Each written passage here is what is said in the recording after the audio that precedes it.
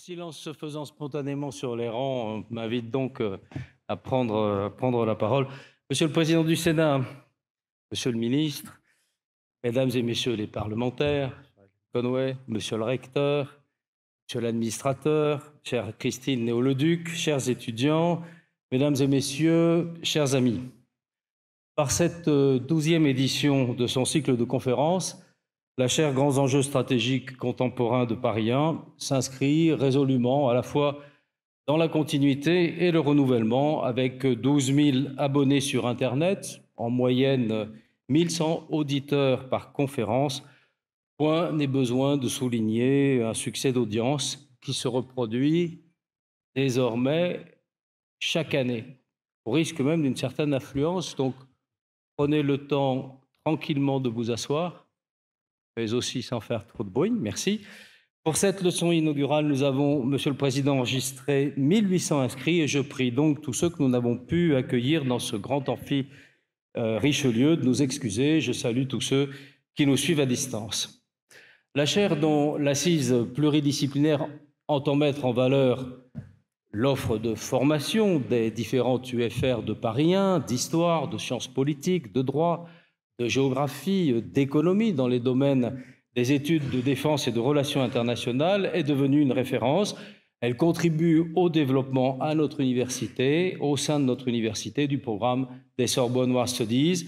Elle est solidement ancrée dans le paysage universitaire français. Elle nourrit des liens étroits avec les principaux centres de recherche spécialisés de notre pays, l'IFRI, l'AFRS, le CERI, l'IRSEM notamment. En France et à l'étranger, elle se trouve au cœur désormais d'un vaste réseau d'échanges avec la participation à ces cycles de conférences depuis 2014 de 162 intervenants venant de 59 universités et établissements associés, parmi lesquels King's College de Londres, les universités de Reading, de Tübingen, d'Hokkaido, de Doha, de Yonsei, de Shanghai, de Moscou, de Tel Aviv, de Sydney, ou encore cette année de Stanford et de Birmingham. Cette liste non exhaustive illustre la volonté d'ouverture de la chaire qui fait dialoguer entre elles les écoles, les courants de pensée très différents, voire opposés. Continuité, ouverture, renouvellement. 2025 est une année de renouvellement puisqu'à côté de nos soutiens historiques, la Fondation Saint-Cyr, je salue son président André Autan et son directeur, le général Jean-François Rapnouil, à côté du CEA, de MBDA, d'Airbus, de Thales, de Naval Group, qui nous ont accompagnés depuis le début, nous nous réjouissons d'accueillir autour de table la Fondation Pierre Ledoux, abritée par la Fondation de France. Les financements de cette fondation, j'en remercie les membres, le général Matt, son président, seront orientés vers les aides aux travaux des doctorants. Ces concours viennent ainsi consolider le pôle recherche de la chaire. De même, nous nous réjouissons cette année encore de la reconduction de notre partenariat avec la Revue de la Défense nationale, qui publie chaque année dans son numéro de juin les actes de ce cycle, et la collaboration initiée l'an dernier avec la talentueuse revue en ligne Le Grand Continent. La composition de nos comités de pilotage et de notre comité scientifique viennent d'être modifiée cet automne pour favoriser une relève générationnelle. Nous sommes très heureux de pouvoir compter sur la prise de responsabilité d'Elie Tenenbaum, sur la collaboration active de Matteo Malik, le rédacteur en chef du Grand Continent, et sur la présence à nos côtés de Frédéric Glorian, le directeur du CIENS, le Centre de recherche stratégique de l'École normale supérieure. Le renouvellement, comme nous l'avons déjà fait à la création de la chaire, se manifeste avant tout par la volonté d'assurer la promotion des jeunes enseignants-chercheurs. Les quadragénaires, la preuve, ont trouvé leur place. Il faut maintenant veiller au passage de relais vers les générations trentenaires.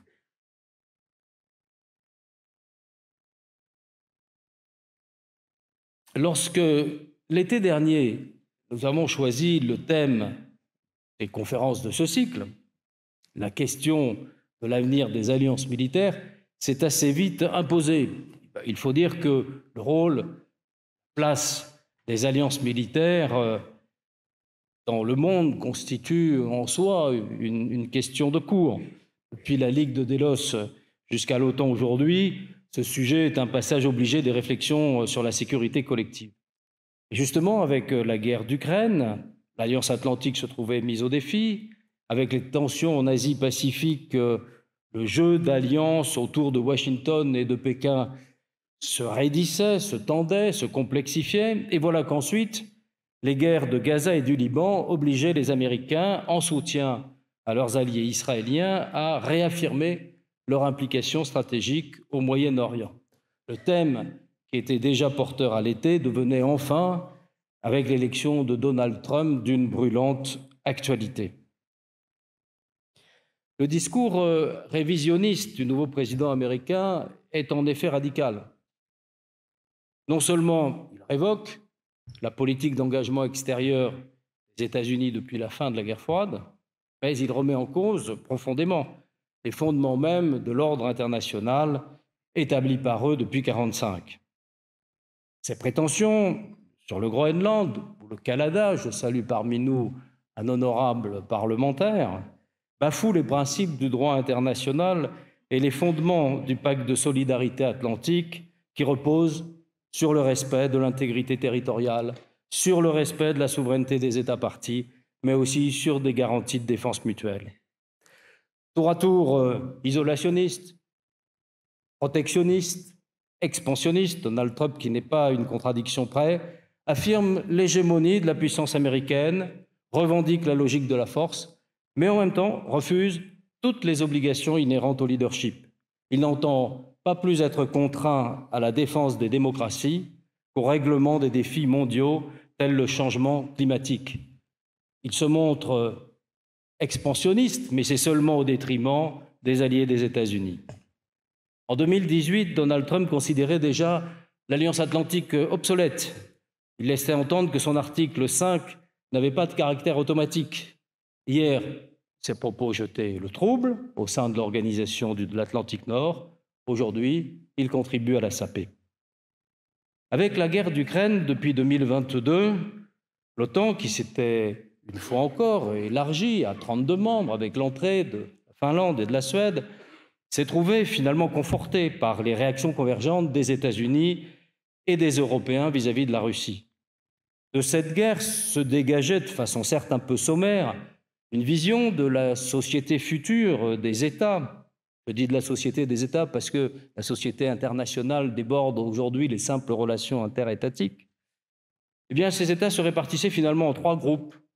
Le camp occidental, qui s'organisait dans un système d'alliance finalement dynamique, l'OTAN dont je viens de parler, mais aussi l'AUKUS avec les Britanniques, les Australiens, élargis au Japon, à la Nouvelle-Zélande, face à un axe d'adversité composé de la Russie, de la Chine, de l'Iran, de la Corée du Nord, enfin un Sud global, opportuniste, pas mécontent que le conflit ukrainien puisse faire évoluer les règles du jeu international. Cette vision, qui était réductrice sans doute, est plus encore sujette aux cautions aujourd'hui, surtout en ce qui concerne l'OTAN. L'Alliance atlantique, hier, était un carré d'as, un carré d'atouts. Pour reprendre la terminologie d'Olivier Schmitt, qui interviendra dans une de nos conférences, elle était en effet, d'abord comme toutes les alliances militaires au départ, un as de pique, une coalition contre l'Union soviétique en 1949. Mais aussi un as de trèfle avec la mise en commun des moyens militaires, un as de carreau avec la standardisation des équipements, la normalisation des procédures, et enfin, et je dirais peut-être surtout, un as de cœur, en raison du partage de valeurs communes, celle du droit, celle de la démocratie. Bien, avec l'arrivée au pouvoir de Donald Trump, non seulement les cartes sont redistribuées, mais le carré d'as n'est même plus un brelan. Concrètement, la question du leadership, de la garantie américaine dans l'OTAN se repose en effet. Pour la première fois de leur histoire contemporaine, les Européens, depuis la fin de la Seconde Guerre mondiale, les Européens doivent dès lors envisager de devoir se passer des États-Unis pour leur sécurité. Quant à l'OTAN, elle semble n'avoir de choix quand une résurrection radicale ou un dépérissement, so-so venant vraisemblablement d'une européanisation progressive des moyens, mais aussi selon les circonstances du commandement. Cette mutation, si elle est convenablement négociée, en le temps, ne peut être à l'évidence que positive, très positive. Mais si elle doit s'effectuer brutalement, elle présente bien des risques, car les armées européennes ne sont pas rationalisées entre elles, manquent de moyens et restent encore très fortement tributaires des capacités militaires des États-Unis. Par ailleurs, une armée a besoin de commandement et l'Union européenne reste en quête d'un véritable directoire en matière de sécurité et de défense, comme le prouvent depuis 2022 les hésitations dans la gestion du conflit ukrainien et à présent dans la recherche d'une issue possible à la crise. Le règlement du conflit au sortir de l'hiver 2025, alors que les forces ukrainiennes sont à la peine, est en effet extrêmement préoccupant. Une négociation conduite par-dessus la tête des Ukrainiens et des Européens, un cessez-le-feu mal contrôlé, puis un conflit gelé, et la Russie peut reprendre à son avantage les combats. Quoi qu'il en soit, la Russie va continuer d'exercer dans son étranger proche des pressions politiques, militaires. L'élection en Biélorussie le montre, les tensions en Géorgie, les tensions en Roumanie, au cœur même de l'Europe. Et ailleurs, en Europe, on peut craindre des actions hybrides de déstabilisation. L'arrêt de la guerre ouverte en Ukraine ne signifie pas la fin d'une guerre couverte. Et avec le sort de l'Ukraine se joue bien maintenant le sort de l'Europe. Nous devons avoir conscience que si nous ne sommes pas en guerre, nous ne sommes plus vraiment en paix. Ce contexte, la question de l'avenir des alliances militaires, qu'il s'agisse de contrer les desseins hégémoniques de la Russie ou de la Chine, de pondérer ceux des États-Unis ou de rééquilibrer des rapports de force face à des puissances régionales agressives ou conquérantes, n'est pas qu'une simple question de cours. Elle est un point qui s'inscrit en urgence sur tous les agendas diplomatiques, à commencer par l'agenda européen. Nous traversons, je viens de le dire, une période de remise en cause internationale, de turbulences, d'instabilité. Notre pays connaît également une situation politique inédite qui peut l'affaiblir dans l'adversité. La Ve République, qui en dépit des configurations internes et internationales changeantes, a toujours su s'adapter, finalement de façon maîtrisée, qu'il s'agisse des alternances, des cohabitations, au moment de la chute du mur de Berlin, durant la lutte contre le terrorisme, est exposée à une situation d'imprévisibilité de court terme qui rend plus difficile le passage des obstacles et le règlement de problèmes structuraux. En vous sollicitant, Monsieur le Président, pour inaugurer ce cycle de la chaire, nous nous tournions dans cette initiative à la fois vers un repère dans notre vie institutionnelle et un esprit certes engagé, mais toujours lucide, ouvert au dialogue et même le protégeant, clairvoyant, en tout cas rarement pris au dépourvu. Votre carrière politique comme maire de Rambouillet, sénateur des Yvelines et comme ministre des gouvernements de messieurs Raffarin et Villepin parle d'elle-même comme un gage de constance, la constance de votre action, de confiance, celle de ceux qui vous ont élus, et de fidélité. À la présidence du Sénat depuis 10 ans, après en avoir été longtemps vice-président, vous incarnez cette institution qui, de façon générale, mais plus encore dans la période présente, incarne en elle-même la stabilité. Vous l'incarnez sans vous confondre. Cela se manifeste dans vos prises de position sur la politique intérieure, et je ne vais pas sur ce point m'étendre, mais en ce qui concerne nos sujets, ceux des enjeux géopolitiques, les questions militaires, je voudrais tout d'abord, en saluant la présence ici, je l'ai dit tout à l'heure, de sénateurs appartenant à cette commission des affaires étrangères, de la défense et des forces armées, dont vous avez fait vous-même à un moment partie, saluer la qualité des travaux de cette commission. Je signale d'ailleurs aux étudiants que tous les rapports de cette commission sont une mine très riche d'informations et d'analyses. Mais, pour faire simple, nous avons aussi en mémoire votre action dans plusieurs occasions récentes qui eurent un fort retentissement chez nous, mais aussi à l'international. L'organisation avec la présidente de l'Assemblée nationale d'une marche civique en réaction à la recrudescence des actes antisémites dans le contexte de la guerre Israël-Hamas en 2023, votre déplacement en Nouvelle-Calédonie dans le cadre d'une mission de concertation et de dialogue avec les acteurs du territoire afin de rechercher une réponse institutionnelle à la crise, tant au plan national que régional. Enfin, pour me limiter à 3 exemples, vos prises de position répétées en faveur du soutien à l'Ukraine et votre questionnement l'année dernière sur les conditions de garantie militaire possibles, sur les interrogations, l'implication du Parlement dans ce qui pourrait conduire à déployer à la périphérie ou sur le sol ukrainien éventuellement des forces. Monsieur le Président, soyez profondément remercié d'avoir accepté d'ouvrir ce cycle en l'éclairant de vos réflexions. Ce cycle se poursuivra avec, vous le savez, chaque lundi, des interventions, celles de Sergei Radchenko, Camille Grand, Rita Floyd, Olivier Schmitt, Victor Cha, Bruno Tertrais, Hussein Hakami.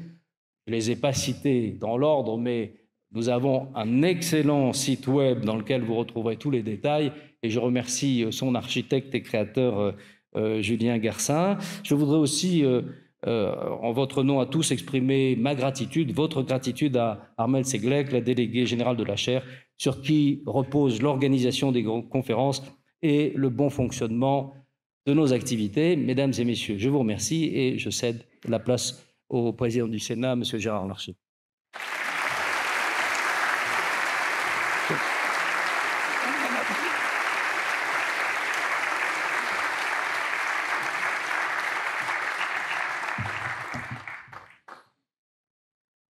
Monsieur le recteur, monsieur l'administrateur de l'Université Paris 1, madame la doyenne, monsieur le ministre, cher Alain Richard, que je retrouve avec plaisir ici, madame la vice-présidente de la Commission des Affaires étrangères, de la Défense et des Forces armées, chère Hélène Conway-Mouret, honorable Serge Joyal, sénateur du Canada, monsieur le procureur général de la Cour des comptes, et comme ça que je vous ai connu dans d'autres fonctions, mesdames et messieurs les professeurs, mesdames et messieurs les étudiants, et puis je voudrais saluer les présidents et représentants des fondations et entreprises qui soutiennent la démarche. Je tiens à vous remercier de cette invitation à prononcer la leçon inaugurale de la session 2025 de la chaire internationale Grands enjeux stratégiques contemporains dans cette aula si prestigieuse sur un sujet ardu mais stratégique pour notre sécurité en Europe et au-delà, l'avenir des alliances militaires. Je vous remercie de me l'avoir proposée car elle m'a conduit à une réflexion personnelle pour la préparer. À la différence de certains enseignants, directeurs d'affaires stratégiques, journalistes qui sont ici présents, je ne suis pas un spécialiste de ces questions. Je ne peux pas commencer cette intervention sans évoquer le 80e anniversaire de la libération du camp de concentration et d'extermination d'Auschwitz-Birkenau, aujourd'hui même. Il fallut des décennies pour que la Shoah soit reconnue dans toute son ampleur, pour que les récits des rescapés soient entendus et pour que le monde prenne pleinement la mesure de l'horreur. Je voudrais simplement reprendre ce que le général de Gaulle écrivit sur le livre d'or qu'on lui tendit à la suite de sa visite dans ce camp, c'était en 1967. Je cite, « Quelle tristesse, quel dégoût, malgré tout, quelle espérance humaine. » De ce lieu où l'inhumain se fit homme, doit renaître la volonté de construire un monde plus fraternel. C'est ce monde qu'il nous revient aujourd'hui de bâtir. Permettez-moi maintenant de revenir aux propos qui nous réunissent. Dans un monde en proie à une instabilité croissante, l'alliance militaire rassure et protège. Forgée pour faire face à des menaces immédiates ou potentielles, l'alliance incarne une approche essentiellement défensive où la crainte d'une déstabilisation agit comme un puissant catalyseur d'unité entre différents acteurs. L'alliance militaire peut être définie, dans sa forme la plus aboutie, comme une convergence stratégique de valeurs et d'intérêts, généralement formalisée par un traité, où la somme des parties dépasse celle de chacune des forces en présence. La communauté de valeurs semble être le premier facteur d'unité poussant des puissances à s'allier. Ces valeurs sont aussi le reflet de leur époque. L'alliance militaire incarne dans son épure la promesse séduisante d'une symbiose entre puissances de forces comparables où la mutualisation des capacités créerait un effet démultiplicateur bénéfique pour tous. Mais cet idéal se heurte rapidement à des réalités plus prosaïques. Tout d'abord, première réalité, il est rare que les alliances soient composées de puissances égales entre elles. Les déséquilibres entre États composant une même alliance sont d'ailleurs le lot commun. La question fondamentale qui se pose est de savoir dans quelle mesure, là où les puissances dominantes sont susceptibles de partager leur puissance avec les membres de l'alliance les moins dotés. Il ne s'agit pas d'un débat théorique. Poser cette question, c'est saisir la différence entre une alliance faunée d'un État puissant, hégémonique, qui ne partage rien, sinon la crainte qu'il inspire, et une alliance fondée, et je reviens sur ce mot, sur des valeurs partagées. C'est également poser la question, au sein d'une alliance nourrie de valeurs communes, de la place de la puissance dominante. Nous sommes au cœur des débats actuels, vous venez de les évoquer, sur l'avenir de la sécurité collective en Europe et le rôle des États-Unis et de l'Union européenne au sein de l'Organisation du traité de l'Atlantique Nord. La seconde réalité, prosaïque mais essentielle, c'est de déterminer comment faire collaborer efficacement au sein d'une même alliance des armées, aux cultures, aux doctrines, aux équipements différents. Les défis sont multiples et substantiels. De la barrière de la langue qui peut transformer une simple coordination tactique en véritable casse-tête opérationnel, aux divergences doctrinales fondamentales dans la conception même de l'action militaire, en passant par l'épineuse question de l'interopérabilité des équipements. Ainsi, entre l'idéal d'une alliance défensive équilibrée et la réalité d'alliances parfois contraintes par des rapports de force inégaux, face à la polysémie de la notion d'alliance, se pose la question cruciale de la nature et de l'efficacité des alliances militaires contemporaines. Question, dans quelle mesure ces systèmes d'alliances contribuent-ils à la stabilité mondiale?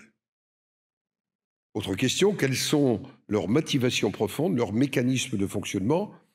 Et surtout, les alliances conservent-elles leur pertinence dans le contexte géopolitique actuel? Dernière question. Pour comprendre les enjeux contemporains des alliances militaires, nos trois réflexions que je vous propose nous conduira d'abord à questionner la pertinence des modèles d'alliance traditionnels face aux défis d'un monde, et vous l'avez rappelé, en profonde mutation. En confrontant les alliances au modèle de l'État-puissance, puis à celui des coalitions, les failles et les limites de ces systèmes nous apparaîtront alors peut-être un peu plus clairement. Pourtant, et c'est là tout le paradoxe, nous verrons que ces alliances, malgré leur imperfection, demeurent des piliers essentiels de la stabilité mondiale. Cette analyse me conduira enfin à vous proposer d'explorer un enjeu crucial. Comment la France peut-elle, dans ce contexte, définir une stratégie d'alliance qui serve au mieux ses intérêts tout en contribuant à l'équilibre mondial? Alliance militaire face aux États-puissances. Le constat me paraît sans appel. La pertinence des alliances militaires est fragilisée dans le contexte contemporain par des États-puissances aux ambitions hégémoniques.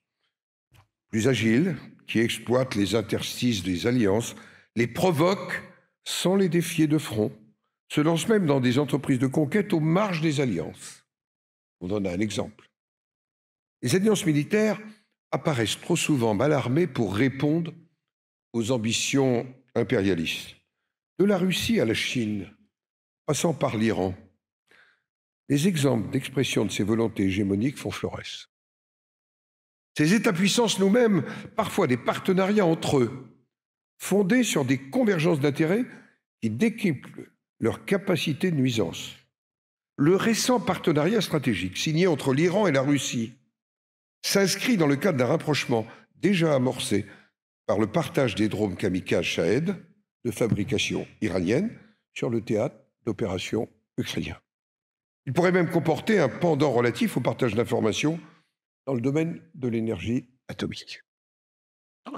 Il faut bien aussi en convenir. La réactivité opérationnelle n'est pas la qualité première des alliances militaires. Sa rapidité d'action n'a rien de comparable avec celle des États-puissances. À l'heure où les équilibres peuvent se modifier à la vitesse d'un tweet, la rapidité d'action ne semble plus être une commodité, mais une nécessité.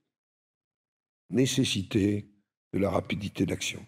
De fait, notre système d'alliance, ancré dans le droit international, et ça fait partie des valeurs que nous évoquions, se distingue par une forme de rigidité opérationnelle. Déjà, le maréchal Foch le confessait avec lucidité au cours de la Première Guerre mondiale. On sait combien une alliance militaire de peuples souverains est beaucoup plus difficile à conduire qu'un seul État jouissant du commandement militaire unique. Cette architecture, fondée sur le respect des normes juridiques, se heurte à deux réalités. D'une part, cette conception n'est pas partagée par tous les acteurs internationaux, et loin s'en faut. D'autre part, elle peut entraver le processus de décision face aux crises ou à des actions exigeant une riposte immédiate. Au sein d'un système d'alliance abouti, l'unanimité s'impose dans la prise de décision. Et c'est une vraie question. L'article 5 que vous évoquiez du traité de l'Atlantique Nord, pierre angulaire de l'OTAN, dispose, je le rappelle, qu'une attaque contre un membre de l'Alliance doit être considérée comme une attaque contre tous. Si ce principe de défense collective constitue un puissant dispositif de dissuasion, il illustre aussi les complexités du processus de décision de l'OTAN. Son activation nécessite une consultation et un consensus entre les membres, ce qui peut ralentir la réponse face à des menaces hybrides ou non conventionnelles. Elle pose la question du seuil de l'agression devant entraîner une riposte et de la nature même de cette riposte. Que faire? Question. Face au veto d'un membre de l'OTAN qui se refuserait à intervenir contre un ennemi bien identifié, ayant déclenché des hostilités caractérisées à l'égard d'autres membres de l'Alliance. Ce qui fonctionnait parfaitement dans un contexte de guerre froide, où deux alliances nucléaires se faisaient face, pour juguler les incidents incessants par une série de cliquets avant la prise de décision et éviter ainsi une déflagration générale, oui, peut s'avérer moins opérant dans le contexte d'États-puissance que seule leur propre volonté limite et encadre. Pour les alliances créées en temps de paix, la transition à la guerre est donc loin d'être aisée. Leur manque de souplesse peut leur porter préjudice. La question que j'évoquais de la compatibilité des armements constitue un enjeu militaire auquel sont confrontées toutes les alliances et qu'elles surmontent avec plus ou moins de facilité selon les secteurs. Cet enjeu de compatibilité avive les rivalités économiques du fait, naturellement, et on y reviendra peut-être, de ses implications industrielles. Même le couple franco-allemand n'y résiste pas toujours. Et vous venez de faire un rapport, Madame Conway-Mouret, avec notre collègue Saury, dans le cadre du projet de loi de finances pour l'année 2025 sur ce sujet. Oui, la concurrence entre les industries européennes et américaines est vive. Standardiser les armements et le matériel d'une alliance demeure souvent et pourtant un impératif catégorique. Cependant, la réalité est bien loin de cet idéal, ce qui engendre des complications significatives dans la chaîne de commandement. Plus le matériel devient complexe, plus la rigidité d'emploi s'accroît. Par ailleurs, une alliance est toujours confrontée au défi de sa cohérence. Dans la mesure où les partenaires de l'alliance sont rarement menacés de façon égale, il est peu probable qu'ils désirent le même niveau d'action en temps de guerre. Il est évident que la population espagnole ne ressent pas la même menace que la population polonaise à la suite de l'invasion de l'Ukraine par la Russie en 2022. De même, la non-intervention de la Biélorussie, malgré l'accord mutuel de sécurité qui la lie à la Russie dans le conflit ukrainien, s'explique par les réticences de ce pays, pourtant allié de la Russie, à s'engager dans un conflit qui ne correspond pas à ses intérêts. La présence d'États frondeurs, je ne mets pas de nom d'État, mais il y en a quelques-uns, au sein d'une alliance est également problématique. Les pays membres d'une alliance militaire peuvent se fournir en armement auprès d'un adversaire de celle-ci. Ainsi, la Turquie, membre de l'OTAN, qui fournit de l'armement à l'Ukraine, compte aussi s'équiper du système de défense antimissile russe S-400. La logique stratégique impose cependant la présence de la Turquie au sein de l'OTAN. L'évolution, je voulais aborder ce sujet, des modes de conflictualité, me paraît désormais imposer une rapidité, une capacité d'adaptation qui bouscule les alliances militaires.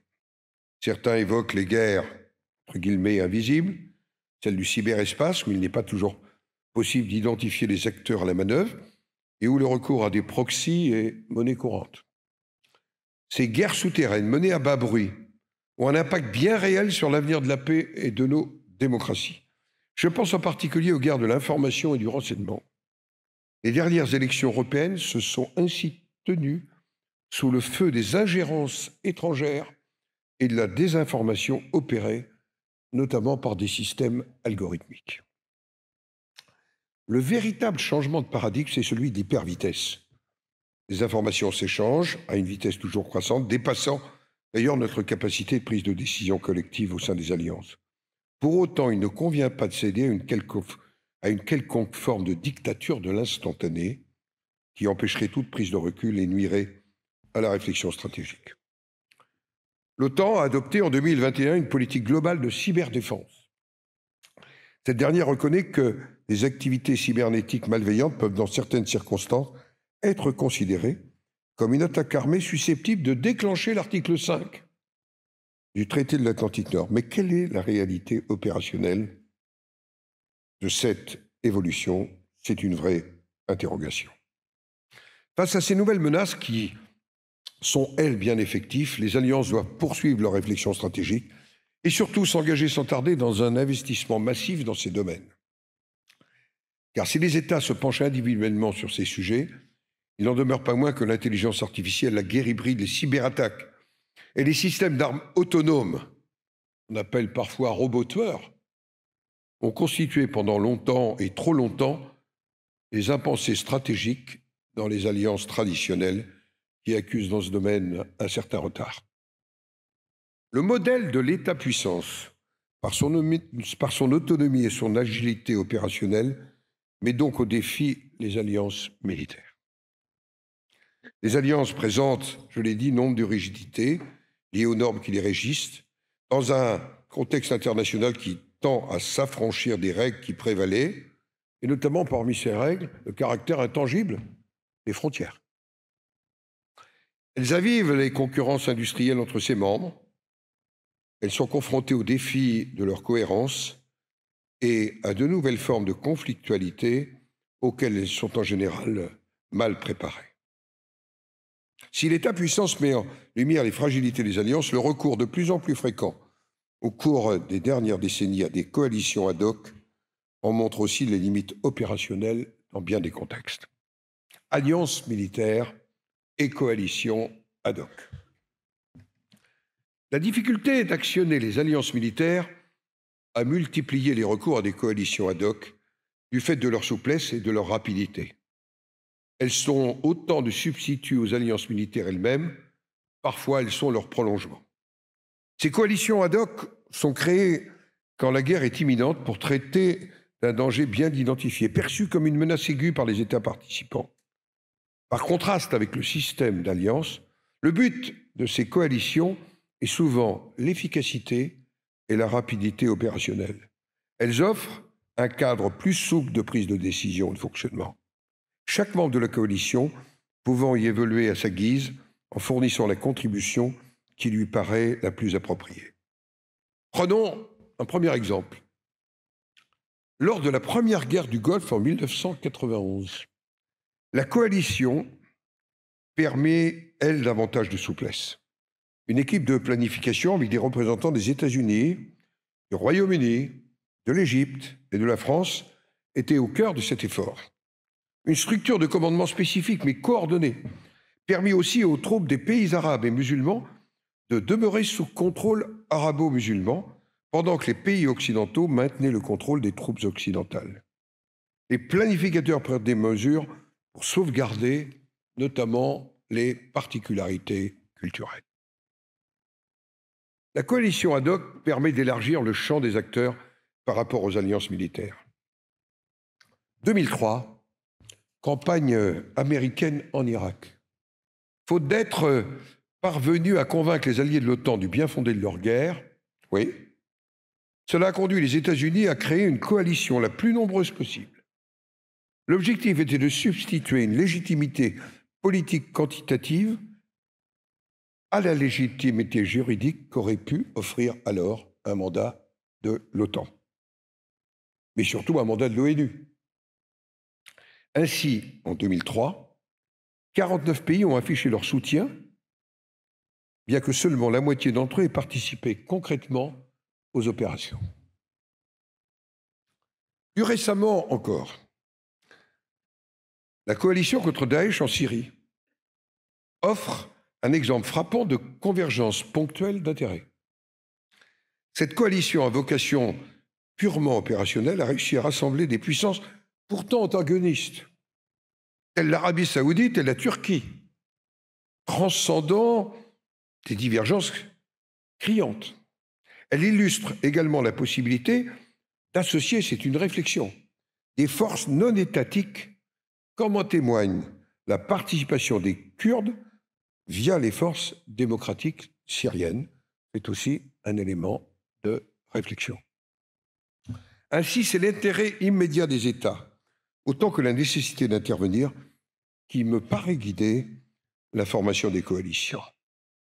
En Afrique, la France a aussi multiplié la formation de coalitions ad hoc, de l'opération Barkhane au G5 Sahel ou avec les États membres de l'Union européenne pour aider à une meilleure structuration, je pense au G5 Sahel, des armées africaines dans la lutte contre le terrorisme islamiste et éviter que les frontières ne fassent obstacle à un droit de suite.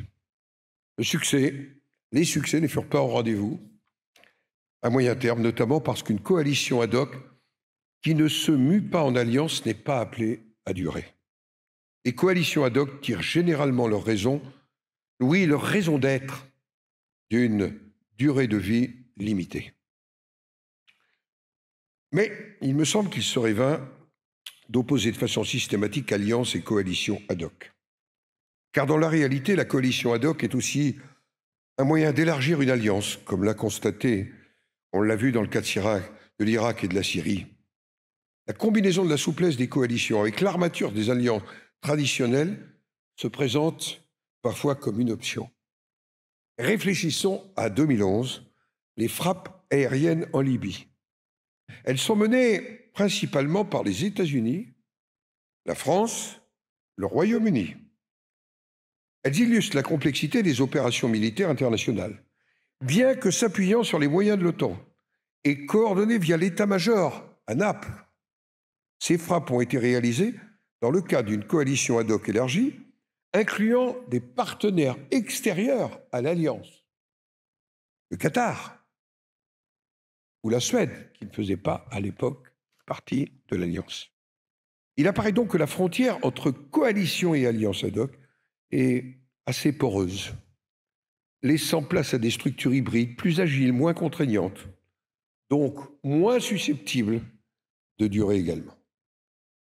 Voilà quelques-unes des réflexions entre alliances et coalitions ad hoc. Mais je voudrais revenir sur le bien fondé des alliances.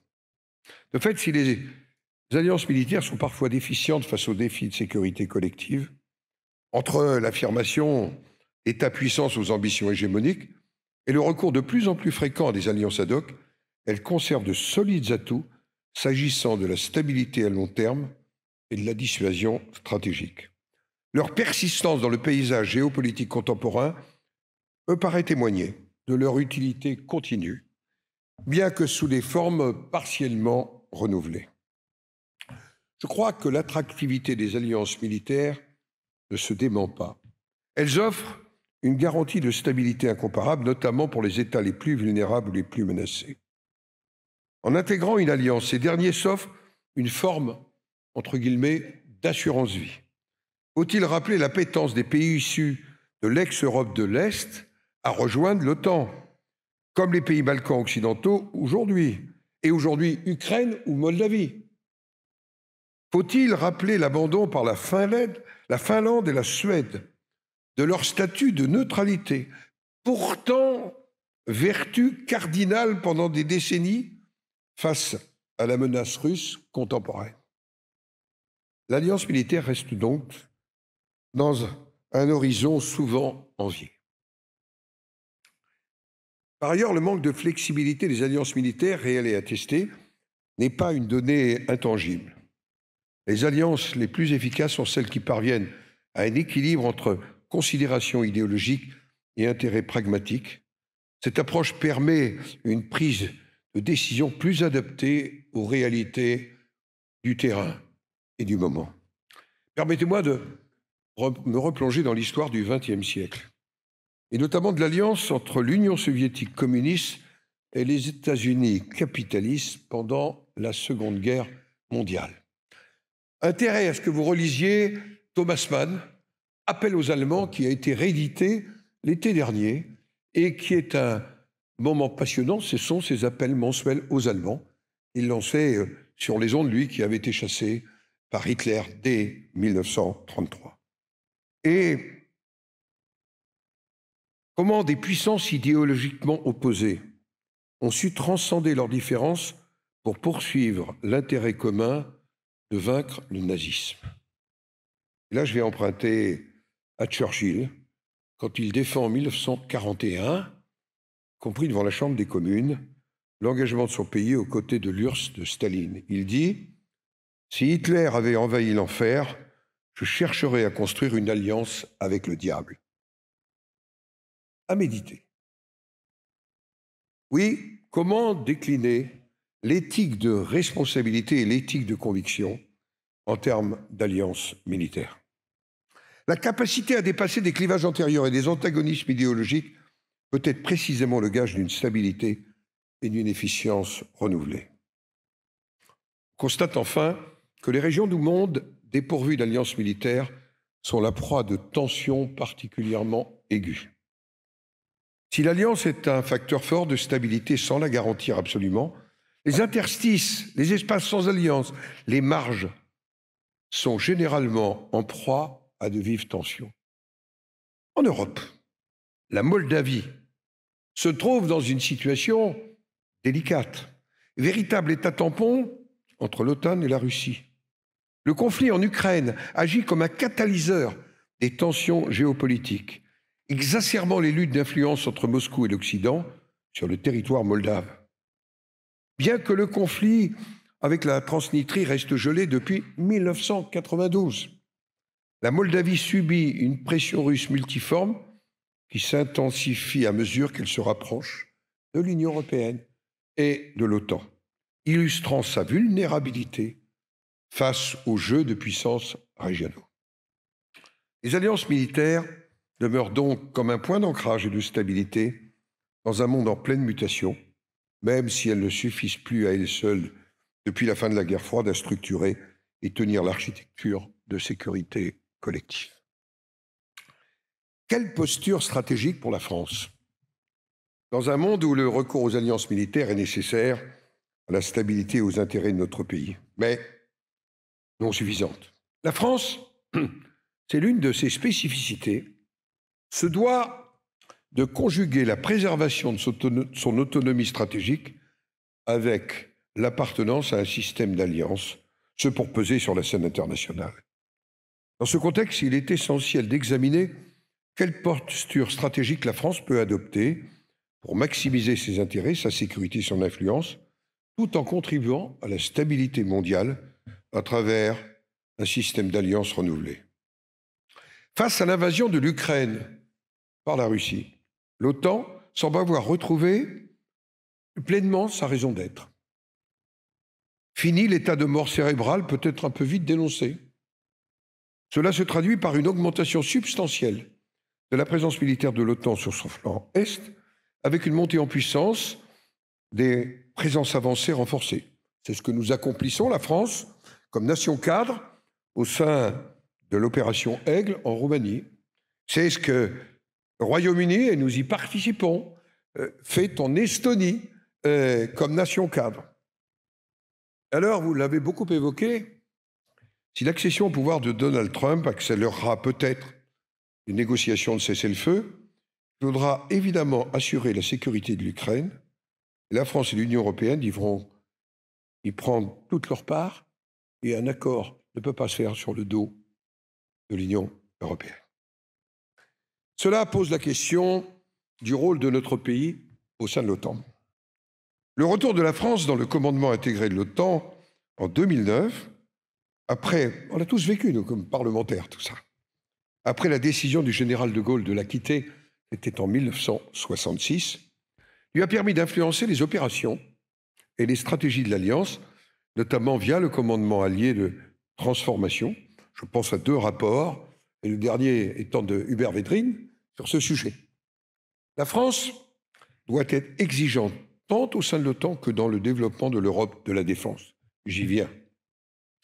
L'ambition de créer un pilier européen au sein de l'OTAN est réaliste et nécessite une meilleure compréhension mutuelle, particulièrement avec les pays de l'Est de l'Union européenne. Les États baltes, la Pologne, la Roumanie. Ce pilier doit être complémentaire et non opposé, et non en concurrence avec l'OTAN. La coopération en matière de défense implique des mutualisations proposées par l'Union européenne et l'OTAN, couvrant des domaines tels que le ravitaillement en vol, le renseignement, la cybersécurité et les drones de surveillance. Je crois que la guerre en Ukraine a suscité un sursaut sécuritaire et a accéléré l'augmentation des dépenses de défense en Europe. En 2014, les chefs d'État et de gouvernement des différents pays de l'OTAN ont convenu que chaque allié consacrerait au moins 2% de son produit intérieur brut à la défense, contribuant ainsi à faire en sorte que la disponibilité opérationnelle reste assurée à l'échelle de l'Alliance. Ils ont pris cette décision à la suite de l'annexion par la force et illégale de la Crimée par la Russie, et dans un contexte général d'instabilité au Proche-Orient. L'engagement de 2014 s'inscrivait dans le prolongement, d'ailleurs, d'une décision des ministres de la Défense des pays de l'OTAN, qui en 2006 s'étaient mis d'accord sur un objectif de porter les dépenses nationales de défense à 2%, mais vous voyez le temps, 2006-2014. Aujourd'hui, la France a atteint cet objectif malgré sa situation financière. Historiquement, les membres de l'Alliance Atlantique ont dépensé beaucoup plus qu'aujourd'hui pour leur armée, au-delà de 5% du PIB, notamment pendant la guerre froide. Ce fut le cas de la France, le général de Gaulle. Faut-il renouer avec cet objectif comme le propose le président Trump? La question est posée. Et autre question, très directe par ces temps de préparation de budget et de commission mixte paritaire, en avons-nous les moyens? Point d'interrogation, point d'exclamation, point d'interrogation. En 2023, les budgets militaires des 27 États membres de l'Union européenne s'élevaient à 312 milliards d'euros, le deuxième total mondial après les États-Unis, 916 milliards. Mais devant la Chine, 296 milliards, et devant la Russie, 109 milliards. On n'a pas souvent en tête ces chiffres. Ce chiffre met en lumière le potentiel militaire de l'Union à l'échelle mondiale, mais ce potentiel est limité par 2 problèmes. J'y reviens, que j'ai déjà évoqués. La faible interopérabilité des armées européennes et l'absence de mutualisation des équipements. 78% des dépenses d'approvisionnement entre juin 2022 et juin 2023 ont été effectuées auprès de fournisseurs non européens, principalement américains, mais aussi coréens, du Sud. Pourtant, lorsque les États membres collaborent, et le rapport Draghi le montre, les résultats peuvent être positifs. Deuxième sujet important, c'est la dépendance envers la protection militaire américaine. L'Union européenne continue de se reposer sur les États-Unis, un héritage de la guerre froide, ce qui freine le développement d'une défense véritablement européenne. Alors, pour pallier ces faiblesses, la Commission européenne a proposé, en mars 2024, un programme ambitieux visant à européaniser les dépenses militaires. Ce plan, je rappelle, impose que d'ici 2030, 40% des achats d'équipements soient effectués en commun par les États membres. 40% en commun par les États membres. Avec au moins 50% fabriqués en Europe. Objectif 2035, qui est très court dans un monde industriel complexe. Je parle devant des spécialistes. 60% en 2035. Il s'agit d'un premier pas, à mon avis, significatif. Je crois qu'il faut aller plus loin en matière de préférence européenne concernant l'achat d'armement. Dans cette dynamique, la France a un rôle clé à jouer. Elle doit rassurer ses partenaires européens sur sa volonté de construire une défense collective et crédible, compatible avec la coopération transatlantique. L'OTAN doit rester l'horizon indépassable de la défense européenne, mais la souveraineté européenne de défense doit se cristalliser en son sein. Oui, la France, au sein de l'Union européenne, tout comme au sein de l'OTAN, dispose d'un atout considérable, sa force de dissuasion. À la suite de l'invasion de l'Ukraine, le président Macron a souligné la dimension européenne de la dissuasion française, proposant un dialogue stratégique et l'intégration potentielle des partenaires européens aux exercices de dissuasion français. Cette proposition a pour objectif de développer une culture stratégique européenne commune. Si la dissuasion nucléaire française est caractérisée par son caractère souverain et indépendant, elle a une place singulière au sein de l'OTAN, puisqu'elle contribue à la dissuasion de l'Alliance et revêt dimension authentiquement européenne.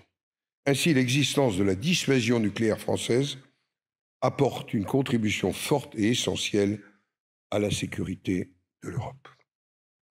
Les conflits récents en Ukraine, mais aussi au Proche-Orient, ont démontré l'importance, et là je change de sujet, des drones et des systèmes anti-missiles. La complémentarité entre défense antimissiles et dissuasion nucléaire est reconnue, mais soulève des questions d'arbitrage stratégique et financier et de risque d'affaiblissement de l'outil de dissuasion. La France peut-elle mener de pair, c'est une vraie question, la modernisation de sa force de dissuasion nucléaire et un programme européen de bouclier antimissiles dont l'absence la rend vulnérable en cas d'attaque de nature conventionnelle qui ne justifierait pas une riposte nucléaire, tout ceci avec des points d'interrogation. Oui, ces questions ne sont pas tranchées. Les enjeux technologiques, industriels et de commandement doivent être aujourd'hui mieux évalués. Enfin, je voudrais évoquer devant vous les coopérations bilatérales mises en œuvre par la France qui pourraient constituer les prémices d'un pilier européen de défense. La France a un rôle majeur à jouer dans cette dynamique européenne. Cependant, ce qui est assez naturel et évident pour elle, l'autonomie stratégique, l'effort de défense, ne l'est pas toujours pour ses voisins et alliés européens. La France, être davantage à leur écoute et les rassurer sur sa volonté de progresser avec eux vers une défense européenne crédible, mais qui n'exclut pas non plus les Américains. Pour le moment, la France avance à partir d'accords de coopération bilatéraux. Certains peuvent apparaître modestes, mais ils sont significatifs. La coopération militaire franco-allemande est, elle, structurée et son périmètre d'action vaste. Elle trouve son expression au travers du Conseil franco-allemand de défense et de sécurité. Le partenariat stratégique de coopération en matière de défense et de sécurité, signé avec la Grèce en 2021, à partir de l'acquisition d'armements français, avions et bâtiments de combat, vient renforcer la sécurité collective, notre autonomie stratégique et notre souveraineté européenne. Conformément au traité du Quirinal, la France et l'Italie ont décidé de développer leur coordination opérationnelle et leur coopération en matière de capacité d'industrie de défense et de rapprochement de leurs forces, c'est particulièrement notable dans la marine. Le traité signé à Barcelone en janvier 2023 par le ministre des Armées et la ministre de la Défense du Royaume d'Espagne répond à la volonté partagée de la France et de l'Espagne de consolider une relation privilégiée et durable avec la Pologne, qui est en train de devenir une grande puissance militaire européenne. Il va bientôt consacrer 5% de son PIB à la défense.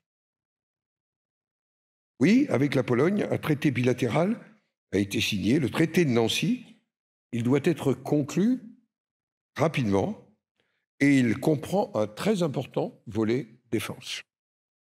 Bien qu'il se situe hors de l'Union européenne, je n'oublie pas le Royaume-Uni. Signé le 2 novembre 2010, le traité de Lancaster House a permis de créer un cadre juridique et d'identifier des synergies. Le dernier sommet franco-britannique s'est tenu à Paris au printemps 2023.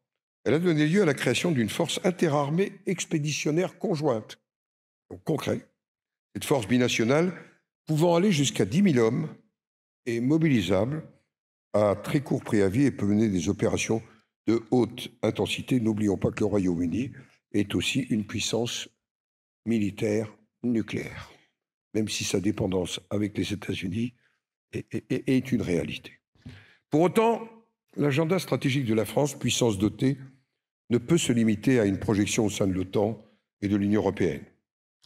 En Afrique, depuis 2017, nous accumulons un certain nombre de revers stratégiques.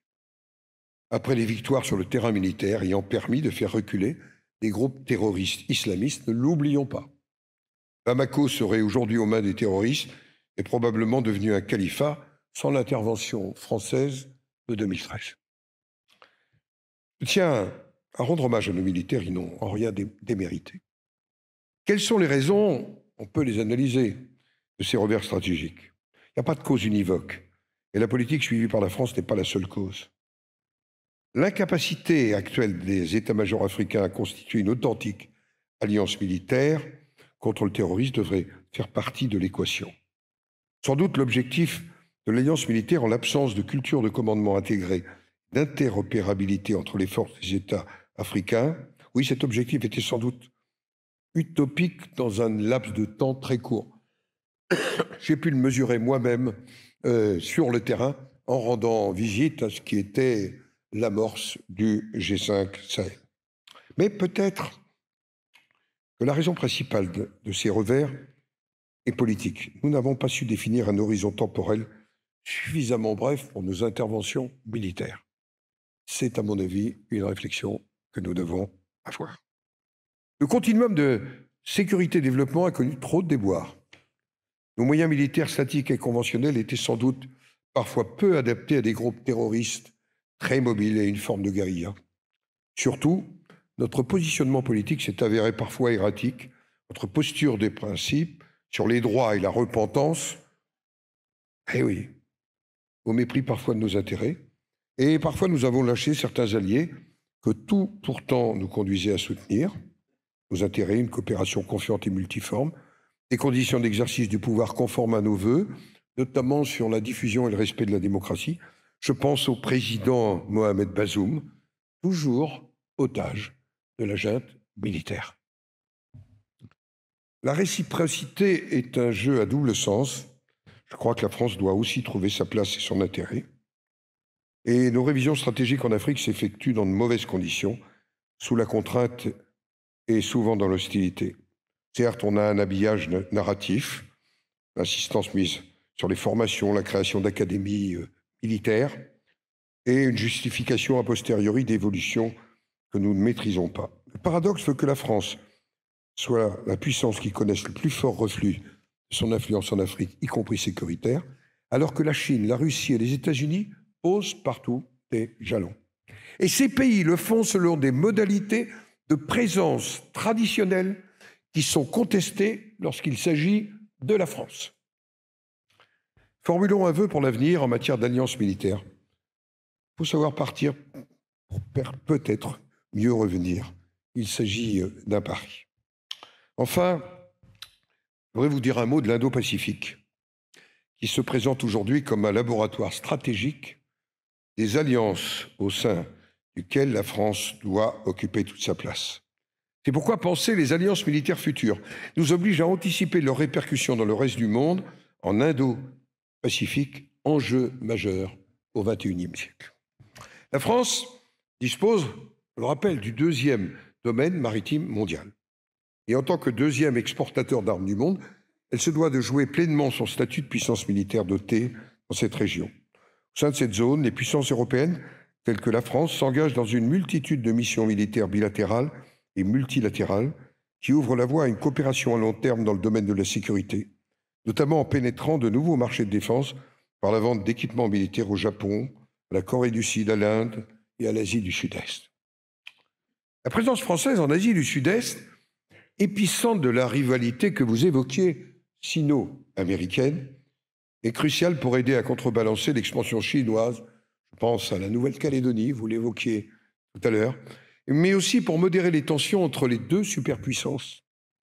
Même si des revers cinglants ont été affligés, je pense à la création de l'AUKUS en 2021, avec les conséquences pour notre pays, lorsque l'Australie a rompu son engagement de 2016 d'acquérir des sous-marins Barracuda français à propulsion conventionnelle. Mais l'admission récente de la France en tant qu'observateur au groupe des ministres de la Défense de l'ASEAN témoigne de son engagement pour la sécurité et la stabilité de l'Indo-Pacifique, renforçant ainsi sa position dans cette région stratégique. Bien sûr, face à la Chine de plus en plus menaçante dans la mer de Chine méridionale ou vis-à-vis de Taïwan, les États-Unis sont incontournables en Asie, où ils renforcent leur engagement. On rappelle la déclaration d'Anthony Blinken, elle n'est plus d'actualité aujourd'hui, quelle sera-t-elle demain, nous verrons. Les États-Unis sont une puissance de l'Indo-Pacifique.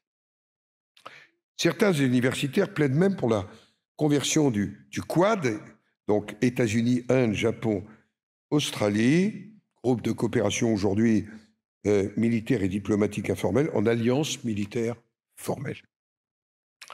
Bien que qu'une OTAN du Pacifique ne soit pas imminente, je le crois, une alliance militaire structurée pourrait être envisageable dans cette région sans tomber dans les rigidités précédemment dénoncées. Voilà, mesdames et messieurs, j'ai sans doute été trop long et je voulais vous faire part de mes réflexions, j'allais dire, qui ont été partagées sur un sujet dont je n'étais pas le spécialiste, même si j'ai vécu à la Commission des Affaires étrangères, de la Défense, des Forces armées, côté de quelqu'un qui m'a beaucoup transmis, beaucoup appris, c'est-à-dire Jean-Pierre Chevènement, avec qui, avant les événements au Sahel, nous étions ensemble, sorte de binôme improbable, passionnés par la République, passionnés par une certaine idée de la France, mais en même temps conscients des forces et des faiblesses. Oui, parfois nous avons été incompris, mais je pense qu'une souveraineté européenne en matière de défense prend corps progressivement, avec ses difficultés. Quand je vois sur le blindé avec l'Allemagne, sur l'avion SCAF, qui fait partie de toutes mes visites en Allemagne, avec une plaidoirie bien préparée, mais je vois quand même des coopérations bilatérales entre États européens, la multiplication des missions européennes de réassurance sécuritaire. Je vois ce qui se passe dans les États baltes ou en Roumanie, ou aujourd'hui en Pologne. Je pense que ça ouvre la voie à ce pilier européen, en rappelant que ça n'est pas un pilier contre les États-Unis. Et je crois que les évolutions politiques récentes aux États-Unis nous invitent à aller plus fort et plus vite. Le chemin est tracé. Je pense que récente rencontre avec la présidente du Sénat allemand, qui n'est pas une compétence pourtant, mais qui joue un rôle politique important, la présidente de la SAR, j'ai vu que en Allemagne, cette prise de conscience était extrêmement présente. Oui, dans la région Indo-Pacifique, notre rôle de modérateur de tension, mais en même temps, en nous appuyant sur des puissances moyennes de la région hostile à toute hégémonie, en veillant à la sécurité et à la non-ingérence de puissances étrangères, aussi dans nos territoires d'outre-mer. En Afrique, je pense que le reflux de la France ne peut pas constituer une doctrine, que le choix de la Russie ou de la Chine ne peut pas être l'alpha et l'oméga de certains pays africains. Et je pense qu'il y a des choses. Enfin, les alliances militaires sont en perpétuelle évolution. Les BRICS, je n'ai pas encore prononcé ce mot, ne sont aujourd'hui qu'une union de pays qui regroupe quand même la moitié de la population mondiale, notamment dans le domaine économique et financier, mais qui dit qu'elle ne se transformera pas un jour en une forme d'alliance militaire. Cette question peut se poser. Voilà pourquoi je pense que, y compris le résultat des élections américaines, peuvent paradoxalement être une opportunité pour bâtir l'avenir. En tous les cas, c'est ce que je vois et c'est le message que je voulais vous transmettre, sans être un spécialiste de ces questions, mais en ayant réfléchi à la réalité, parce qu'il se trouve, vous évoquiez ma longévité politique, mais j'ai vécu toutes ces évolutions. Puisque arrivé comme vice-benjamin du Sénat, le même jour que Jean-Luc Mélenchon, moi je lui ai dit un jour, tu vois que j'ai mieux tourné, mais bon, c'est comme ça. Mais si je vous dis ça, c'est que j'ai vu à la fois la formidable espérance de la fin de la guerre froide, l'effondrement du mur de Berlin, et j'ai vu ensuite cette complexification. Sans doute, nous avons trop rêvé à toucher les dividendes de la paix en ne nous préparant pas assez à assurer par les moyens diplomatiques et militaires l'avenir et une paix stable pour les temps qui viennent. Voilà ce que je voulais partager avec vous ce soir, ici, à votre invitation.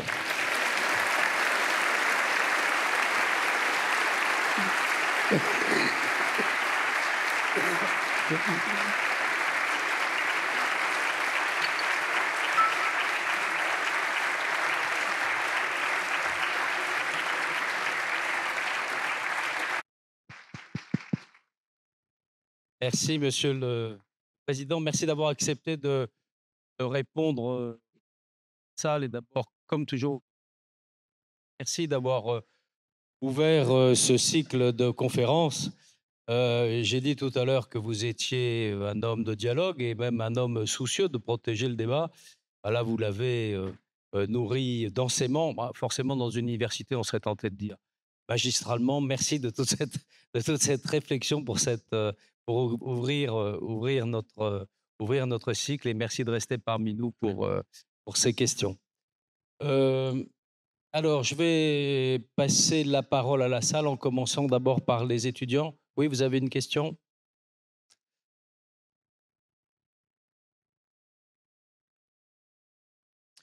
Bonsoir, tout d'abord, merci de votre présence. C'est un honneur pour nous, étudiants de la Sorbonne, de vous accueillir à cet amphithéâtre.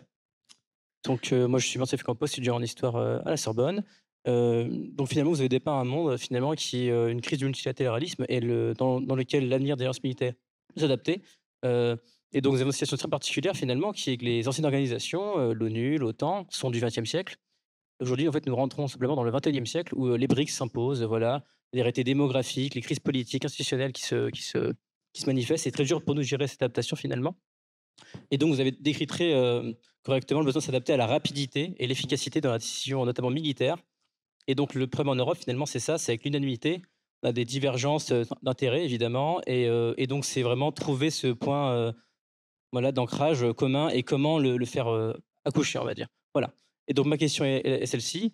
Comment la France, aujourd'hui, au XXIe siècle, finalement, pour renouveler son partenariat en protégeant, en faisant respecter ses valeurs, mais aussi ses intérêts, alors qu'on doit s'adapter vraiment à une modification des rapports de force, à une accélération voilà, des conflits. Je vous remercie. Merci beaucoup. Vous préférez répondre directement ou on prend un jeu de questions? Non, c'est comme vous le souhaitez, vous. Alors, est-ce qu'il y a une autre question? On va les prendre par deux. Oui, monsieur? Bonsoir et merci, Monsieur le Président, d'avoir accepté d'être parmi nous et merci également pour ce partage plein d'enseignements. Ma première question, c'était également sur la notion de rapport de force, notamment en ce qui concerne le retour de Donald Trump au pouvoir aux États-Unis. Ma deuxième question, en me référant justement sur ce que vous aviez dit tout à l'heure, sur la création d'un pilier de l'OTAN européen qui est devenu une réalité. selon en tout cas vos dires. Je voudrais savoir, est-ce que cela n'expliquerait pas de facto l'obsolescence de la réalité opérationnelle du commandement intégré de l'OTAN aujourd'hui et quelle pourrait être la posture de la République française, notamment dans la création de ce pilier de l'OTAN européen et quelle pourrait être, disons, la configuration de ce commandement intégré de l'OTAN. Merci. Merci, monsieur.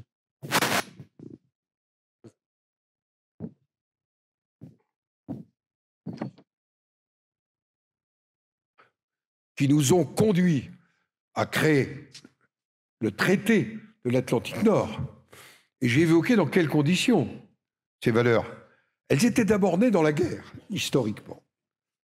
Et dans une alliance, comme Churchill l'a dit, avec le diable. Mais elles ont été fondées sur la défense des démocraties. Je salue un sénateur canadien. Et oui, l'engagement du Canada s'est fait, et ça n'était pas une chose évidente au départ. Et l'engagement du Canada s'est fait parce que nous partagions un certain nombre de valeurs. Et je pense qu'on ne doit pas s'affranchir de ces valeurs. Je vais appeler encore une fois, vraiment lisez ce livre, Appel aux Allemands, de Thomas Mann. Avril 42. Comme chaque mois, il s'exprime. Il est enregistré, il est par des ondes depuis Londres, et il parle à ses compatriotes. Avril 42, période très sombre. Rommel tient la Libye. Il n'y a pas encore eu de retournement en Union soviétique. Avril 42, ça va venir plus tard.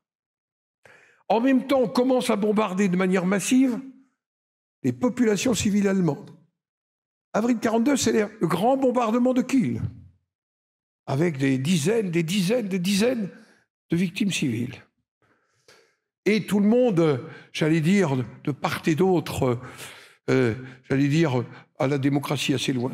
Et Mann dit, s'adressant à ses compatriotes allemands, vous voyez, à ce moment-là, la démocratie ne regarde pas le passé, elle regarde l'avenir. Il faut oser le dire. Quand on est allemand, à des compatriotes allemands, en avril 42, ben je pense que les valeurs demeurent quelque chose d'essentiel.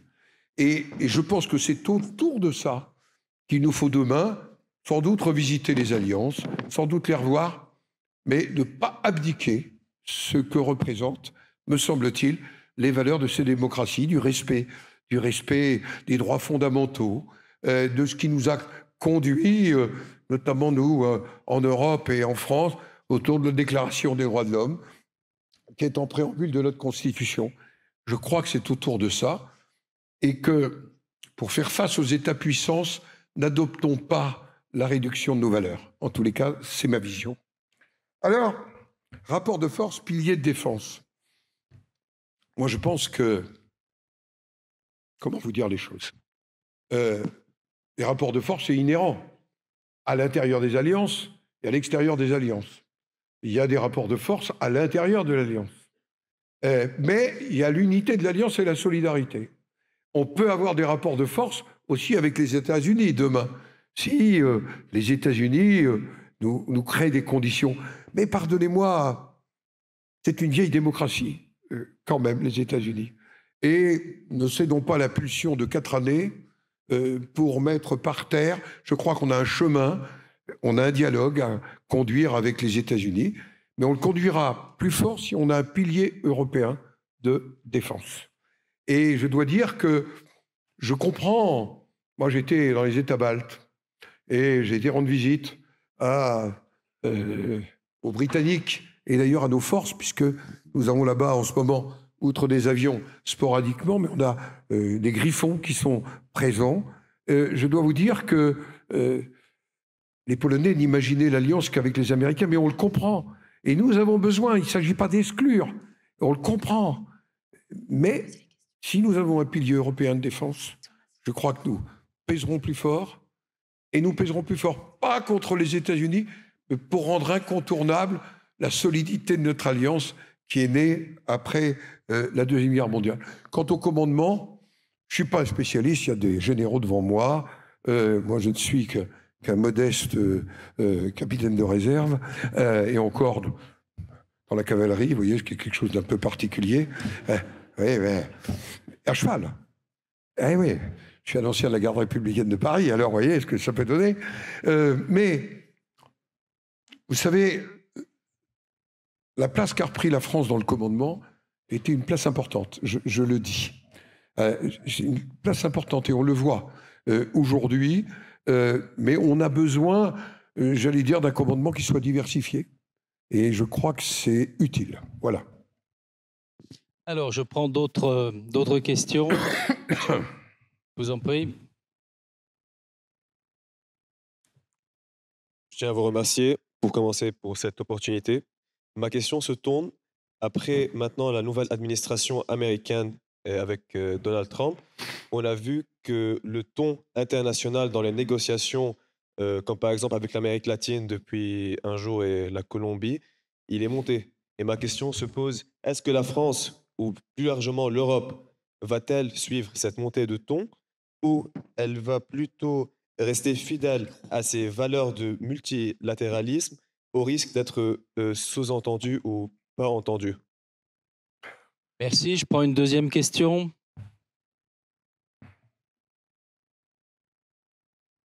Oui, là devant.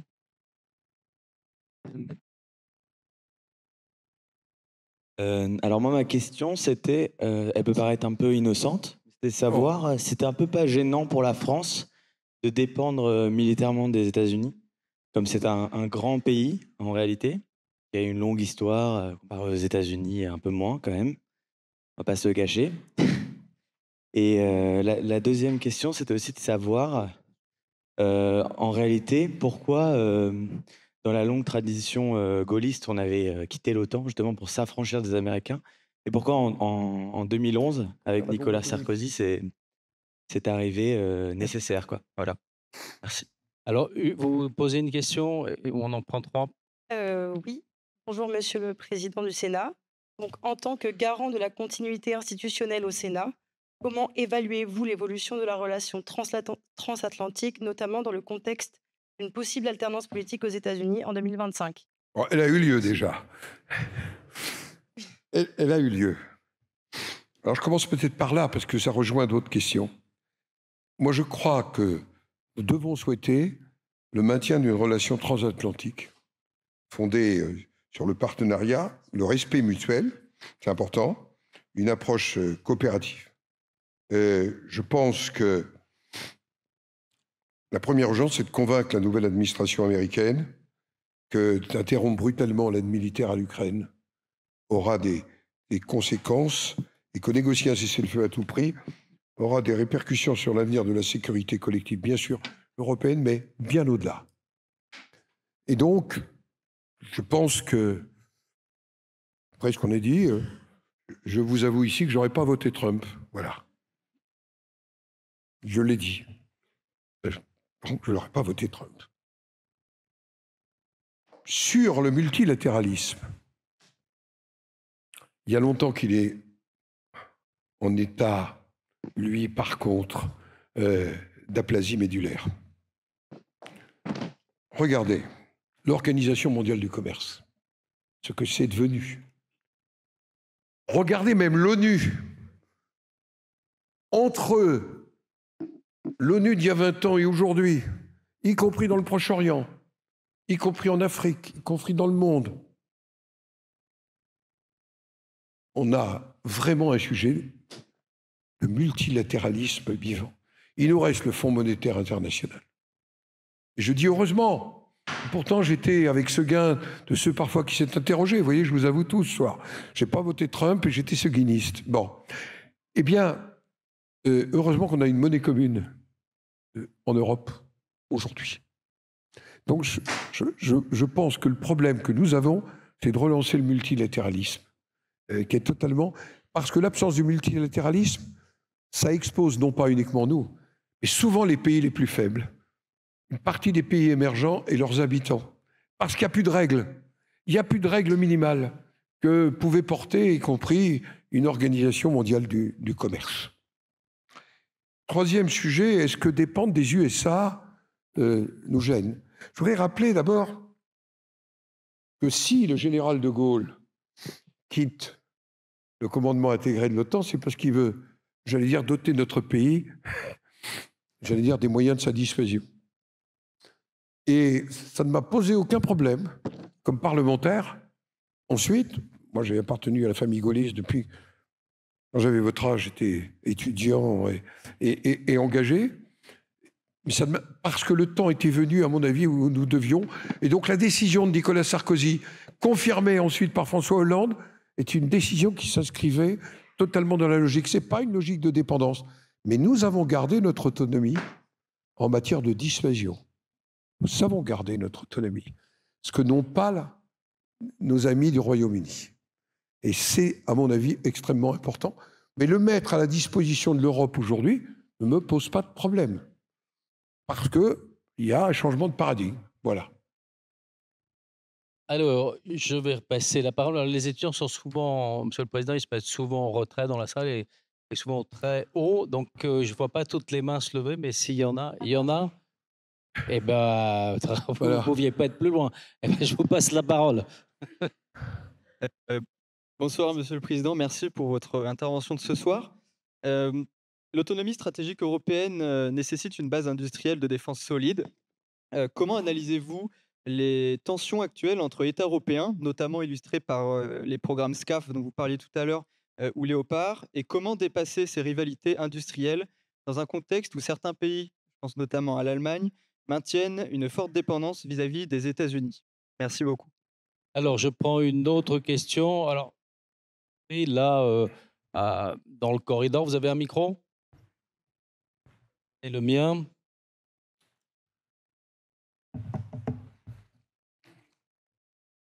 On va faire chacun la moitié du chemin, c'est pas? Bonsoir. Bon, j'ai pris quelques notes de votre discours et je voulais sincèrement vous remercier pour cette plaidoirie, les informations qui étaient extrêmement intéressantes. Je voulais également remercier la chaire des enjeux stratégiques contemporains pour son organisation qui est incroyable et les cycles qui vont à venir. Donc c'est top. Merci beaucoup. Donc je me présente, je suis Sidney Ladouce, je suis étudiant donc en master d'histoire de l'Afrique et je travaille sur les relations, les positionnements stratégiques français dans l'océan Indien. Et en même temps, je suis directeur artistique dans un cabinet de conseil qui s'appelle RB Associés. Et pour la faire question simple, ouais, la question, elle arrive. Excusez-moi. Monsieur le Président, face à l'émergence des drones et du cyber comme nouveau domaine de conflictualité, comment la France peut-elle développer une doctrine d'intervention numérique souveraine, alors même que nous restons largement dépendants des GAFAM, mais vraiment dépendants des GAFAM? Dans quel domaine? Quelles sont ces pistes envisagées par le Sénat pour renforcer notre autonomie stratégique dans ces nouveaux espaces de confrontation? Merci beaucoup. Je vais passer, en ouvrant un peu le cercle, la parole à un ancien étudiant, aujourd'hui journaliste. Et je reprendrai, si vous en êtes d'accord, un dernier cycle de questions. Merci, Monsieur Gauthier. Merci beaucoup, le Président, pour nous avoir partagé votre réflexion avec un certain enthousiasme. Vous avez parlé pendant près d'une heure de l'avenir des alliances pour la France, sans mentionner, sauf erreur de ma part, le terme du couple franco-allemand. Si. Ah, vous l'avez mentionné. Oh, eh bien, ma question... C'est que vous étiez inattentif. Je vous promets, dans mon interro oral... Toutes mes excuses. Mais peut-être l'avez-vous mentionné brièvement, en parlant plutôt des... La pédagogie étant l'art de la répétition, je vais le faire. Ma question serait la suivante, et ça rejoint ce qui a été dit précédemment. Est-ce que le couple franco-allemand est toujours un axe et un avenir pour la France, ou est-ce que cela est dépassé, et est-ce que cela est une chimère? Merci beaucoup.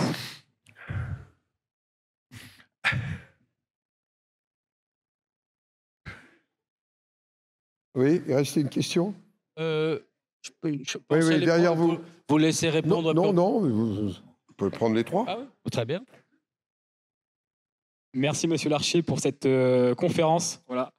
En tant que réserviste au 2e RIMA au Mans, je me devais de me poser la question, à l'heure où la France souhaite aujourd'hui renforcer ses capacités militaires d'un point de vue capacitaire, notamment via l'élargissement du dispositif de réserve qui compterait supposément presque 60 000 hommes supplémentaires dans les programmes. Quelle vision avez-vous de l'instrument de réserve opérationnelle de demain? Comment en faire un outil valorisant et valorisable, que ce soit dans une perspective dissuasive, logistique, défensive ou bien même tactique? Je vous en remercie. Alors peut-être répondre, et ça va faire la transition avec le franco-allemand. Je pense que le couple franco-allemand, ce n'est pas un couple du passé. Nous traversons actuellement, ces deux pays, une crise politique qui ne doit pas remettre en cause cette relation particulière entre nos deux pays, qui est nécessaire, qui est même le pilier, mais qui n'est pas univoque. Nous devons avoir, et je faisais la liste des pays avec lesquels nous avons des relations avec d'autres pays, mais quand le couple franco-allemand n'est pas fort, quand il ne s'exprime pas sur un certain nombre de sujets de manière forte et appuyée, je crois que c'est l'ensemble de l'Union européenne qui est un peu affaibli. D'autant plus que, vous le voyez bien, faisons le tour d'horizon politique de l'Union européenne. Nous avons un Benelux très profondément affaibli au plan politique. On est dans des gouvernements, j'allais dire, soit de coalition, soit des gouvernements sans majorité, soit des gouvernements qui n'arrivent pas à construire des coalitions. Difficile de prendre des décisions. Paradoxalement, l'Europe du Nord est plus solide aujourd'hui, du Danemark à la Suède, en allant jusqu'à la Finlande. C'est une réalité.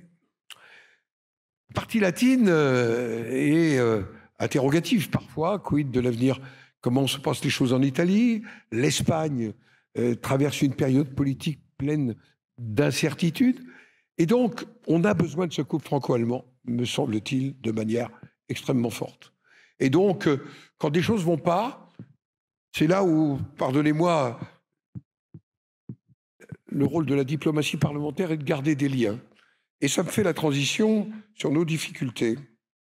C'est vrai que quand je regarde et je dis devant Hélène Conway-Mouret la question de nos systèmes de combat en commun, on a encore beaucoup de difficultés. Souvenez-vous ce que je vous ai dit, Commission européenne, 2030, 40%. Objectif 2035, 60%. C'est une révolution. Et je crois qu'il faut qu'on sorte de part et d'autre d'un certain nombre d'a priori. Je pense que nous avons un sujet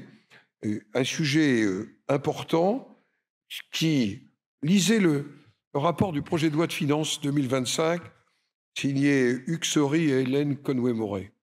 Vous verrez que le SCAF est fragilisé par le non-respect du principe de ce qu'on a appelé le meilleur athlète. L'attribution du marché à l'industriel le plus compétent. Et puis un autre sujet que l'Allemagne n'a pas tranché, c'est les restrictions à l'exportation. Ah oui, mais qui sont un très ancien sujet, qui est l'héritage, je le dis devant un ancien ministre de la Défense, qui sont l'héritage de la Deuxième Guerre mondiale. Mais en 1955, si ma mémoire est exacte, c'est 1955, l'OTAN accueille l'Allemagne, nous ne levons pas ce sujet-là. Et nous avons un vrai sujet avec l'Allemagne, parce que si nous avons demain l'avion du futur, ce qui nous conduit aujourd'hui à moderniser le Rafale, et l'avion du futur, et qu'on ne peut pas l'exporter au motif qu'il y aurait des composants allemands, vous voyez qu'il va falloir qu'on ait une logique. Et puis, on a vu aussi Rheinmetall signé avec Leonardo, l'Italien. Je dis ça de mémoire pour le blindé. Et que donc, aujourd'hui, il est très important que derrière les élections allemandes, avec la nouvelle coalition, nous puissions aborder ces sujets. Parce que, et j'allais dire, pardonnez-moi, Trump va nous obliger à les aborder.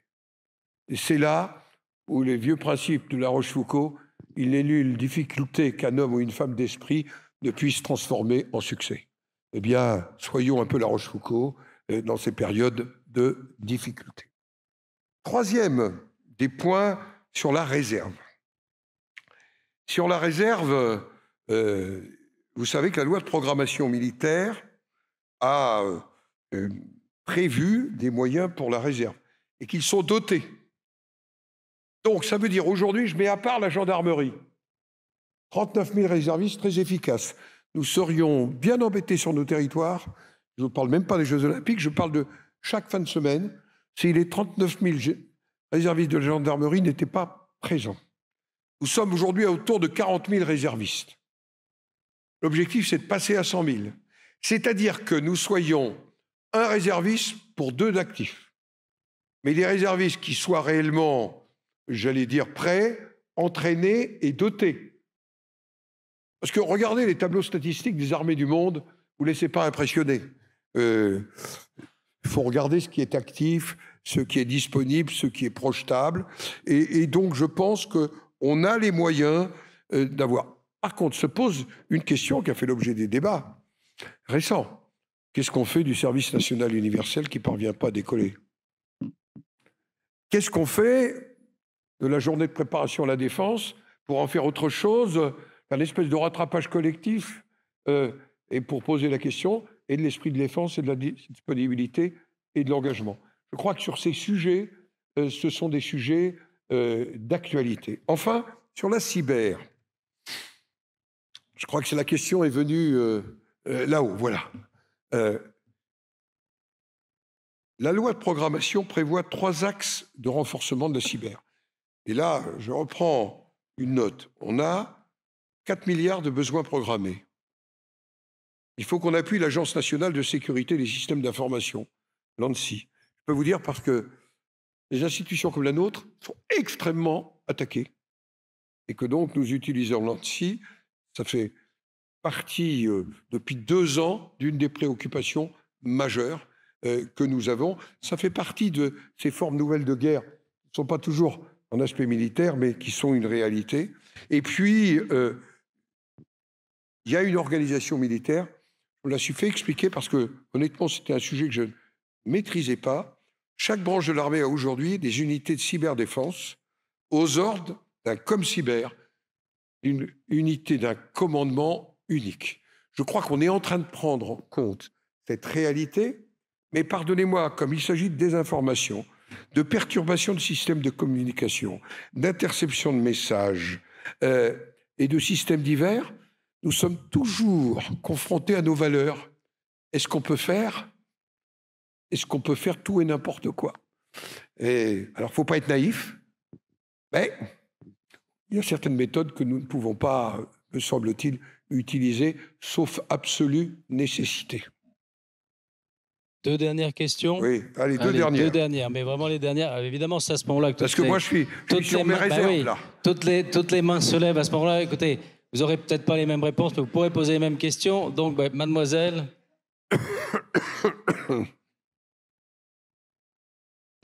Merci tout d'abord, Monsieur le Président, pour votre intervention.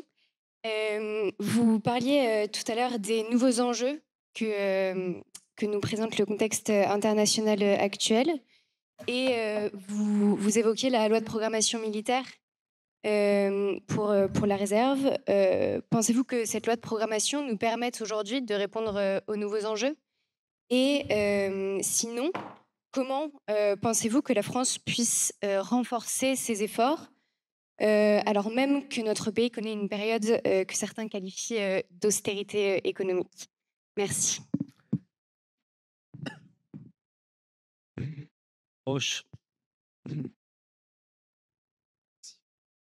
Monsieur le Président, bonsoir et merci d'être venu. Ma question concerne en fait finalement l'ensemble des populations aujourd'hui occidentales. On a l'impression aujourd'hui qu'il y a un certain discours, pas nécessairement contre les actions de certains pays ou groupes, mais contre la guerre en général. Les gens aujourd'hui, en particulier nos générations qui n'ont pas connu ça, ne veulent pas, parfois, on a cette impression, entendre parler de la guerre. Ma question pour vous est la suivante. Comment faire en fait pour sensibiliser les gens à ces urgences, comme nous le faisons aujourd'hui ce soir, mais concernant le grand public? Comment faire pour sensibiliser les gens, le peuple français, les peuples européens, sans passer, parce que c'est la critique qui parfois nous est faite, qui vous est faite effectivement en tant que aussi membre de l'élite politique du système français, comment faire pour ne pas passer pour les coupables de cette guerre? Parce que c'est un discours aujourd'hui qui nous est attribué notamment par la désinformation russe. Question qu'on conclura. La loi de programmation militaire. Tout à l'heure, j'évoquais, on est dans la décennie 60, Je vais même quitter l'Algérie, c'est-à-dire une période où nous mettons d'énormes moyens militaires, mais on est à 5% dans cette décennie. C'est fort. Mais on est dans un pays en forte croissance, qui n'a pas de problème démographique. Nous sommes les fruits du baby-boom, c'est mon cas. Et nous avons peu de personnes âgées, et donc notre système de dépendance, pardonnez-moi, et d'autonomie à financer, nos systèmes sociaux n'ont rien à voir. Et nous avons rééquilibré progressivement dans une société, j'allais dire, plus accueillante, plus attentive, et dans lequel nous mettons une partie de ce qui a été transféré des budgets militaires dans d'autres budgets. Il n'empêche que, à partir de ce qui s'est passé, la montée du terrorisme, nous avons enfin, parce que, souvenons-nous, quinquennat de Nicolas Sarkozy, on réduit les moyens. Je le dis, et je soutenais ce président de la République, mais on réduit les moyens. Arrive ce qui se passe dans le monde, et notamment dans le Sahel, on retrouve des moyens militaires, et il faut le dire, c'est à François Hollande que nous redécollons. Et je le dis devant une ancienne ministre du gouvernement, nous redécollons dans l'effort militaire, et c'est poursuivi par le président Macron. Sur notamment un rapport de quelqu'un qui pourtant n'était pas dans la majorité, Arnaud Danjean, qui fait une analyse dans un livre blanc, un parlementaire européen, des risques, et relisez le rapport d'Arnaud Danjean, très intéressant sur les risques. Il va falloir que nous arbitrions politiquement, je le pense, dans la poursuite d'un effort de croissance raisonné et raisonnable de l'effort de défense. Aujourd'hui, la loi de programmation militaire nous donne un certain nombre de moyens. Et il y a des questions. Faut-il moderniser notre force de dissuasion? De quelle manière? Faut-il aller au-delà d'un deuxième porte-avions pour être présent dans le monde? Faut-il investir beaucoup? J'ai évoqué les drones et en même temps protéger notre population. Est-ce qu'on fait un dôme d'acier? L'Allemagne est en train de se doter d'un dôme d'acier. Nous ne pouvons pas nous doter aujourd'hui d'un dôme d'acier parce que les dépenses que nous faisons en matière de dissuasion ne nous permettent pas cela. Donc il y a des arbitrages à rendre, mais je pense que nous devrons poursuivre, pas simplement parce que Trump le demanderait, mais parce que c'est nécessaire pour un pilier européen de défense. Et ça m'emmène à l'autre question. Le vieil adage, si tu veux la paix, tu prépares la guerre. Eh bien oui, il faut être en état, j'allais dire, de ne pas subir.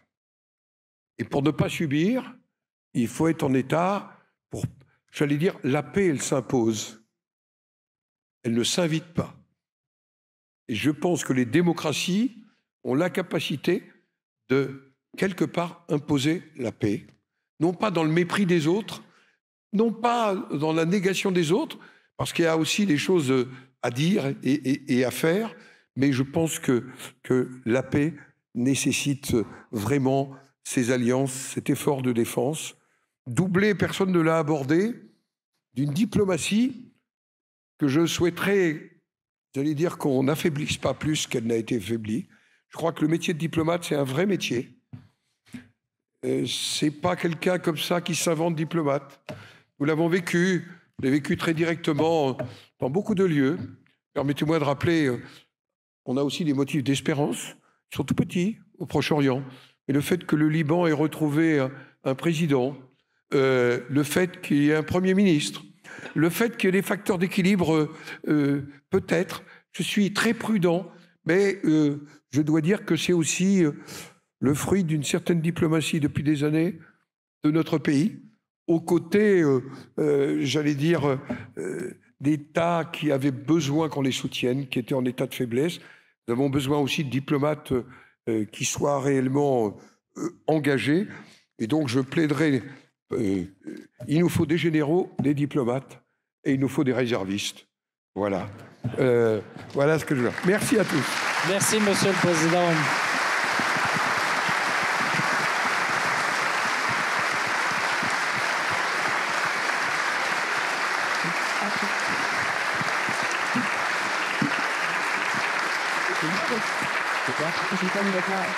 Merci beaucoup.